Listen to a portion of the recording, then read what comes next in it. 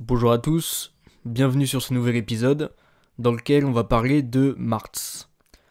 Marx, c'est un auteur du 19e siècle dont l'œuvre majeure s'appelle Le Capital et qui est notamment connu pour avoir influencé les courants communistes du 20e siècle et pour avoir proposé une critique acerbe du capitalisme. Dans cet épisode, on va s'attacher à avoir une vue d'ensemble sur sa pensée. On ne va pas s'attacher sur un ouvrage en particulier, mais on va essayer de ramasser les points essentiels de la pensée de Marx et de produire une sorte de synthèse. Alors commençons dès à présent en voyant que pour Marx, la société actuelle, c'est d'abord une société divisée en classes. Marx fait partie de ceux qu'on appelle en économie les économistes classiques. Ces économistes partagent certaines vues sur la société, dont celle que si on devait procéder à un découpage un peu grossier de la société, on discernerait trois classes. Les travailleurs, les capitalistes et les propriétaires fonciers. Chaque classe comporte des individus dont la subsistance est assurée d'une façon différente. Les travailleurs vivent grâce au salaire gagné par la vente de leur force de travail. Les capitalistes s'assurent un profit grâce à la possession de capital et à sa mise à disposition des travailleurs pour produire, alors que les propriétaires fonciers sont ceux qui assurent une rente grâce à la possession d'un terrain. Dans le 18 Brumaire, qui est un ouvrage de Marx, Marx affine sa définition des classes. Il explique qu'une classe sociale, c'est un groupe qui occupe une place déterminée dans le processus de production. Alors, quand on parle de place dans le processus de production, il faut établir des catégories. Le processus de production, c'est à la fois le processus technique de production et le processus juridique de production. Le processus technique de production, il peut s'illustrer ainsi. Le travailleur est celui qui travaille pratiquement à la création de biens, alors que le capitaliste est celui qui dirige l'organisation du travail. C'est celui qui organise le travail du travailleur, qui lui donne un cadre dans lequel sa force de travail se déploie. On voit qu'ils n'occupent pas tout à fait la même place dans le processus technique de production, dans le processus matériel par lequel les biens sont produits, par lequel la valeur est produite. Ensuite, il y a la place dans le processus juridique de production, c'est-à-dire la place dans la chaîne de commandement. Là encore, le travailleur, on le voit, obéit aux ordres du capitaliste. Le capitaliste organise la répartition de la valeur produite par l'entreprise sans consulter les travailleurs, et il y a encore une asymétrie dans la répartition des places qui justifie le geste conceptuel de distinction entre deux classes. Ici, quand on parle de place dans le processus de production, qu'il soit juridique ou technique, on parle de ce que Marx appelle la classe en soi, c'est-à-dire la classe telle qu'elle existe, comme un regroupement d'individus à la communauté de destin, à la communauté de mode de vie et, in fine, dans un cadre de pensée matérialiste, à une communauté de pensée. La classe en soi, nous dit Marx, n'est pas une classe tout à fait parvenue à épuiser le concept de classe. Car pour être en quelque sorte une vraie classe, il faut que le partage d'une place dans le système de production soit une partie du process. Il faut que la prise de conscience de cette communauté d'existence, car pour être en quelque sorte une vraie classe, il faut plus que le partage d'une place dans le système de production. Il faut la prise de conscience de cette communauté d'existence.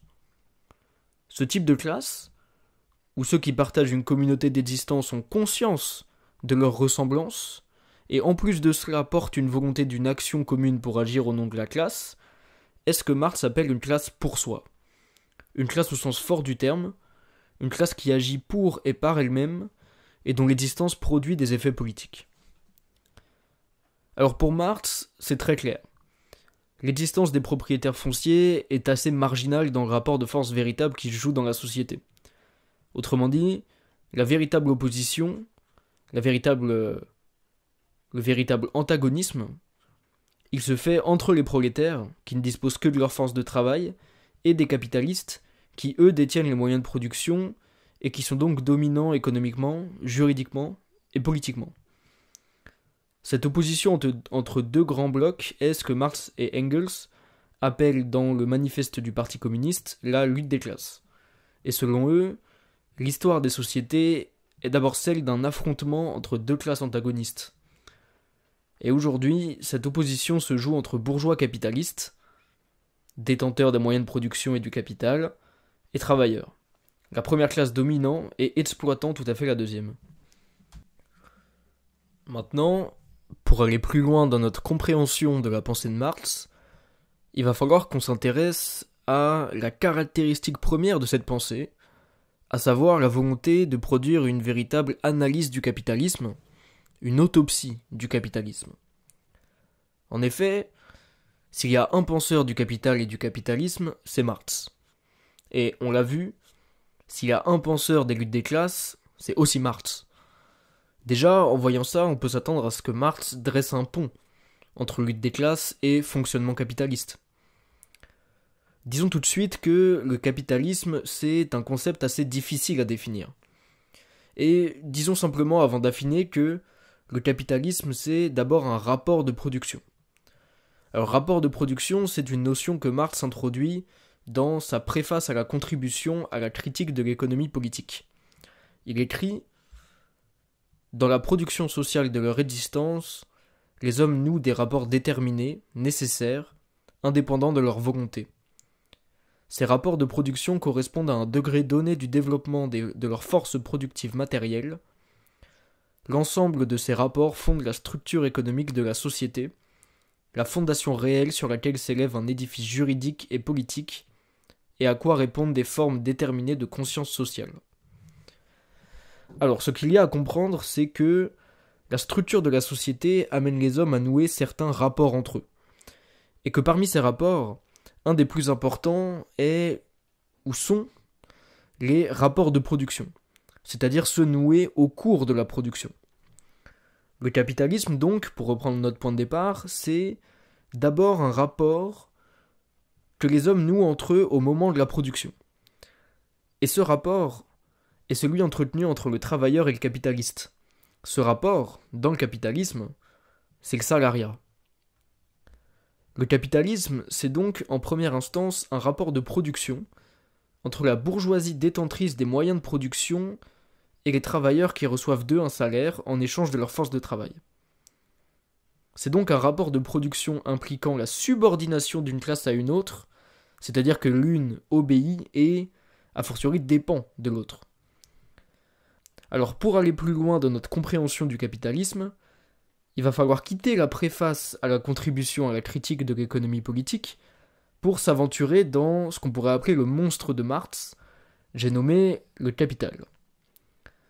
En effet, dans le Capital, Marx s'échine à détailler les caractéristiques du rapport capitaliste. Le capitalisme, c'est, nous dit Marx, d'abord un certain rapport à l'échange. Autrement dit, il existe un type d'échange qui est propre au régime capitaliste. L'échange, historiquement, c'est d'abord le troc. Pour simplifier la valorisation des produits, on a ensuite imaginé un étalon de valeur unique qui serait échangé dans tous les échanges. Cet étalon de valeur unique, c'est évidemment l'argent. L'argent sert alors d'intermédiaire entre les marchandises. Autrement dit, si je suis éleveur, je vends du lait pour récupérer de l'argent et in fine m'acheter autre chose dont j'ai besoin. Je n'échange pas directement du lait contre cette chose dont j'aurais besoin. Avec l'argent, l'échange passe du troc à la transaction marchande. Avec le capitalisme, nous dit Marx, l'échange change encore de nature. C'est-à-dire qu'au lieu de passer de la marchandise à la marchandise, en passant par l'argent comme l'intermédiaire, comme on l'a vu dans notre exemple, il passe désormais de l'argent à l'argent, en passant par la marchandise comme intermédiaire. Alors qu'est-ce que ça peut bien vouloir dire. On l'a vu dans notre exemple, l'argent récupéré de la vente d'une marchandise sert d'abord d'intermédiaire entre individus désireux d'acquérir une autre marchandise. Cette logique-là, nous dit Marx, se tait dans le capitalisme. Alors si on devait illustrer cette nouvelle logique, cette nouvelle nature de l'échange, on pourrait dire à peu près ceci. Un homme veut gagner de l'argent pour vivre. Il s'aperçoit qu'il y a une demande potentielle sur un type de chaussure, alors il décide tout naturellement d'investir et de créer une entreprise qui produit et vend ses chaussures et in fine gagner plus d'argent que ce qu'il avait investi. C'est la logique marchande comme on la connaît aujourd'hui. Et ici, la marchandise, elle n'est plus qu'un moyen pour l'entrepreneur afin de réaliser son profit. Autrement dit, alors que la monnaie servait de moyen pour acquérir des marchandises, Marx nous dit qu'elle devient la finalité de l'usage de la marchandise. Alors, une première caractéristique du système capitaliste, c'est donc de généraliser ce type d'utilisation de l'argent à l'argent en passant par la marchandise, et l'argent réduit à un moyen pour gagner plus d'argent, c'est-à-dire à la fois un moyen et une finalité. Le système capitaliste, c'est donc un rapport de production dans lequel on pense l'argent comme un moyen pour avoir plus d'argent. Autrement dit, le système capitaliste, c'est un rapport de production qui vise le profit. Maintenant, la question marxiste par excellence, c'est comment se fait-il qu'il y ait un profit ? Comment se fait-il qu'il y ait plus d'argent au bout du chemin qu'au début ? Alors, pour comprendre la conclusion marxiste à la question qu'on vient de poser, il va falloir s'intéresser aux différentes théories présentes dans le Capital. D'abord, essayons de cerner ce qu'est un profit. Pour qu'il y ait un profit, il faut que l'argent rapporté soit en plus grande quantité que l'argent investi. Autrement dit, il faut que le gain soit supérieur au coût. Il faut donc, pour trouver l'origine du profit, s'intéresser au gain et au coût dans le cadre de l'entreprise capitaliste. Dans ce cadre-là précisément de l'entreprise capitaliste, le gain, c'est la somme de ses ventes. Autrement dit, c'est son chiffre d'affaires. Son coût, c'est la somme des salaires versés aux travailleurs et de l'achat et du remplacement du capital. Pour dégager un profit, il faut donc que ce que rapportent les marchandises soit plus important que ce qui coûte de les produire. Mais alors, comment déterminer la valeur marchande d'une marchandise ? Comment déterminer le prix auquel on vend une marchandise sur un marché particulier ? C'est là qu'il faut s'en remettre aux différentes théories qui sont présentes dans le Capital. D'abord, la théorie de la valeur travail. Cette théorie explique comment une marchandise est valorisée sur un certain marché. Autrement dit, elle explique les conditions dans lesquelles une valeur d'échange est déterminée. Pour Marx, la valeur d'une marchandise est conditionnée par la quantité de travail social moyen incluse en elle. C'est-à-dire que pour Marx, la quantité de travail nécessaire à produire une marchandise détermine sa valeur marchande. Pour Marx, la valeur d'une marchandise, c'est le travail social moyen incorporé en elle. S'il faut 30 minutes pour produire une marchandise, sa valeur sera plus faible qu'une autre qui exige 1 heure de travail. Voilà donc la théorie de la valeur travail. La valeur d'une marchandise est proportionnelle à la quantité de travail nécessaire à sa production. Maintenant, plaçons-nous de l'autre côté et voyons la théorie du salaire dans le Capital de Marx. Pour Marx, chaque chose est échangée selon la loi générale de la valeur. Cette loi est une loi qui stipule que 2 biens s'échangent s'ils ont une valeur identique. C'est assez simple à comprendre et c'est assez intuitif. On n'échange pas une télé aujourd'hui contre un bonbon, par exemple. On échange toujours 2 biens lorsqu'on estime qu'ils ont une valeur identique, similaire. L'échange entre salaire et force de travail suit cette loi, selon Marx. C'est-à-dire que la valeur du salaire vaut la force du travail de l'ouvrier, ou plutôt, elle équivaut à ce qui est nécessaire pour reconduire la force du travail. Elle équivaut en valeur à ce qui est nécessaire pour reconduire la force de travail. Autrement dit, le salaire est un salaire de subsistance dont l'objectif est que le travailleur puisse subvenir à ses besoins primaires pour pouvoir continuer de travailler, et il n'a aucune raison, puisqu'il suit la loi générale de la valeur, d'être supérieur à cette valeur qui permet aux travailleurs de revenir. On a ici donc les 2 premières théories du Capital de Marx, qui sont que la valeur d'une marchandise est liée à la quantité de travail nécessaire pour la reproduire, et que le salaire est un salaire de subsistance. Maintenant, pour dégager un profit, c'est-à-dire que la soustraction entre somme des valeurs des marchandises et des valeurs salariales ne soit pas nulle, il est nécessaire, nous dit Marx, que le temps de travail nécessaire à l'ouvrier pour produire une valeur égale à celle qu'il reçoit sous forme de salaire soit inférieur à la durée réelle de son travail. Autrement dit, il faut que le travailleur travaille plus que la valeur de son salaire. Il faut que le travailleur produise plus de valeur que celle qu'il reçoit dans son salaire. En effet, si le travailleur ne travaillait que le nombre d'heures lui permettant de produire l'équivalent en valeur de ce qu'il reçoit sous forme de salaire, Marx nous dit, le capitaliste égaliserait ses coûts et ses gains et ne ferait pas de profit. Simplement car il y aurait autant de valeur mise sur le marché, c'est-à-dire autant de gains pour le capitaliste, que de valeur à payer, c'est-à-dire de coûts pour le capitaliste. D'où la distinction marxiste entre travail nécessaire, c'est-à-dire le temps de travail nécessaire à produire une valeur égale à celle du salaire, et surtravail, ce qui renvoie au reste du temps, où le travailleur ne travaille pas pour augmenter son salaire, mais pour augmenter le profit. Après l'échange capitaliste à visée prolifique, on voit donc ici une deuxième caractéristique du régime capitaliste. Les travailleurs sont en partie séparés du produit de leur production, puisqu'ils produisent plus de valeur qu'ils n'en reçoivent. Et on peut illustrer facilement cette idée en se disant que, effectivement, les salariés sont payés... Allez, soyons gentils, inventons une situation fictive, un salarié payé 1500 €, produit les biens qui sont mis en vente, qui permettent in fine la création d'une valeur énorme, puisqu'on connaît la valeur des dividendes et la valeur des revenus des plus riches, qui évidemment sont basés sur des productions réelles, produites par les salariés. Pourtant les salariés ne reçoivent pas la quantité de valeur qu'ils produisent, mais ils reçoivent une quantité de valeur qui est déterminée en fonction de la quantité de valeur qui les ferait revenir sur le marché du travail. Voilà une utilisation par exemple pour analyser concrètement ce qui se passe sur le marché du travail.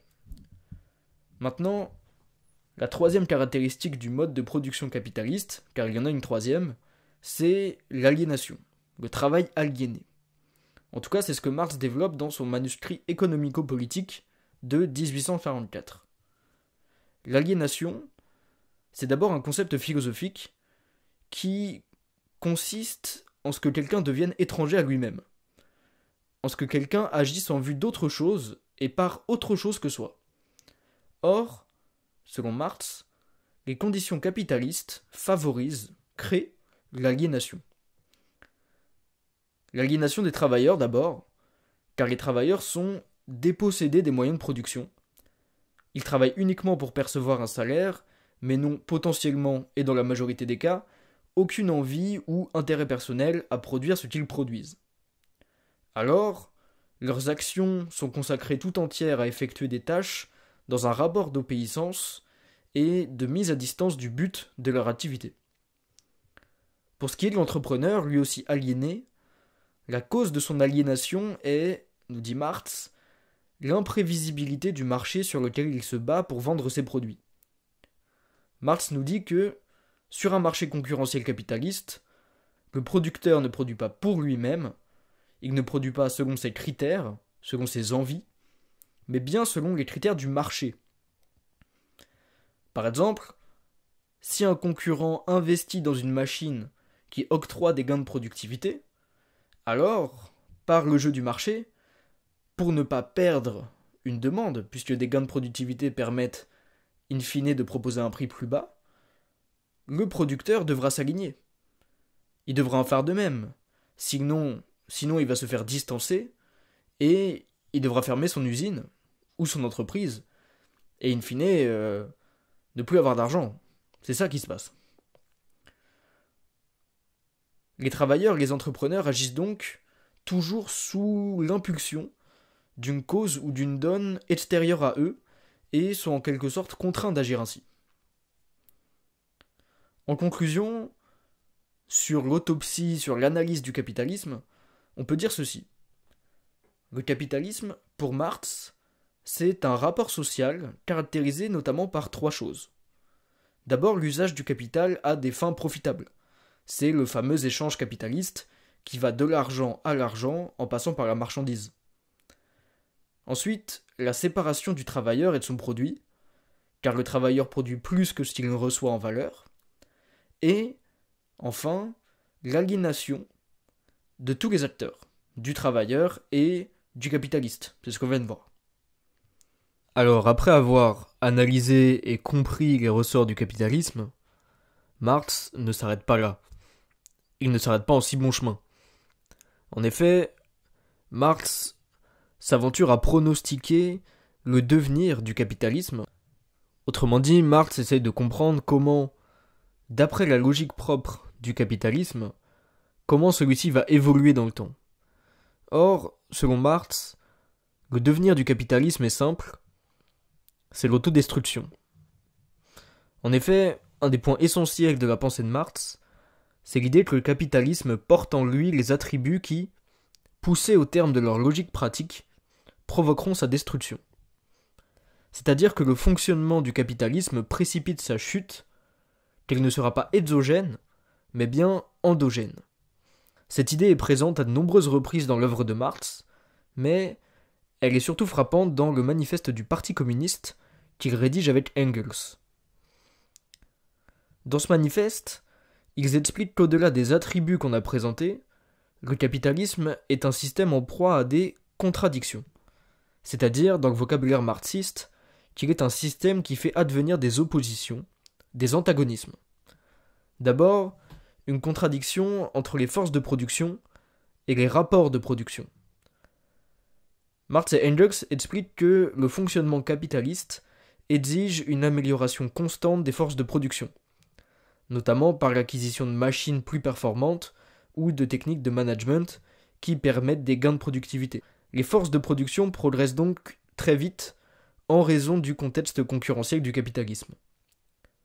Si les forces de production progressent, ça veut dire que la valeur créée est plus grande et les biens produits plus nombreux. Or, nous disent Marx et Engels, cette progression de la richesse produite n'est pas suivie d'un changement dans les rapports de production. Autrement dit, le travailleur sera toujours lésé dans cette répartition, son salaire aura toujours une valeur équivalente à celle de sa force de travail. Voilà donc la première contradiction que pointent Marx et Engels. La production capitaliste de la valeur augmente sans que ceux qui la produisent n'en voient les avantages.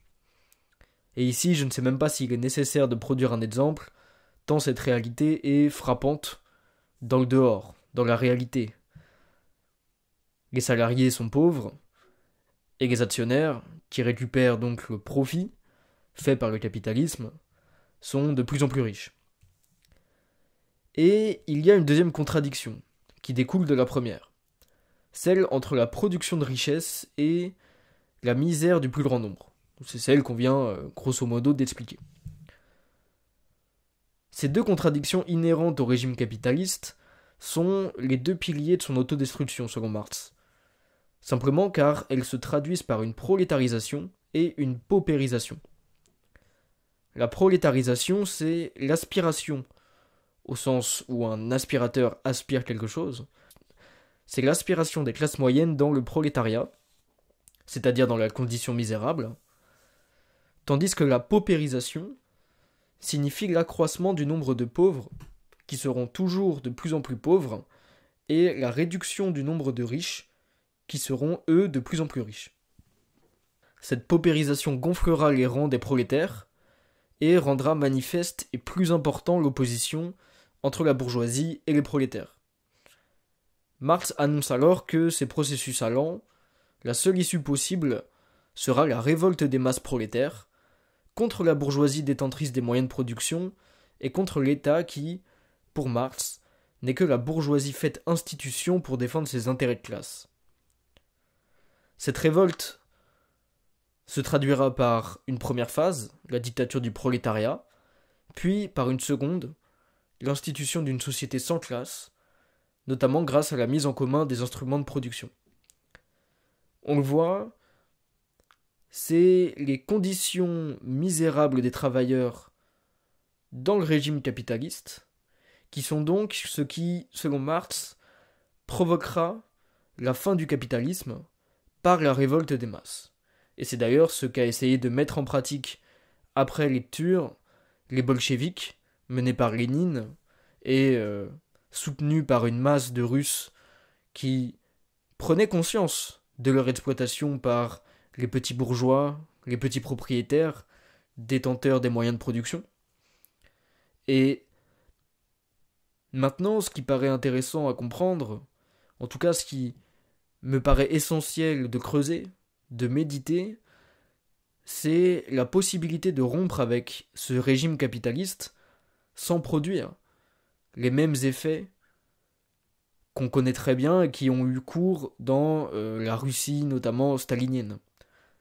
Autrement dit, comment se débarrasser d'un système objectivement nauséabond, le régime capitaliste, celui qui ne cherche que le profit en passant par l'exploitation et l'aliénation, et qui produit, on le sait, au-delà de l'écocide actuel, une misère existentielle.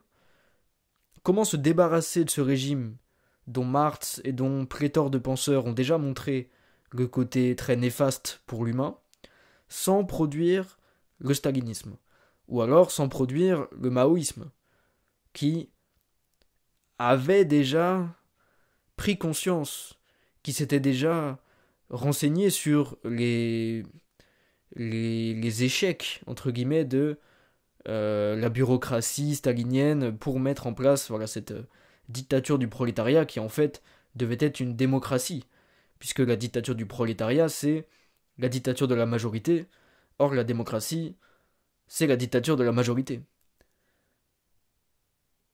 Autrement dit, ce qu'il faut penser ici, c'est les conditions de la révolution et les conditions, après le grand soir, les conditions, on pourrait dire, du petit matin. Comment éviter la réinstauration d'un système aussi nauséabond, voire pire, que celui qu'on a chassé la veille. Sur ce, je vous laisse réfléchir. Bonne journée.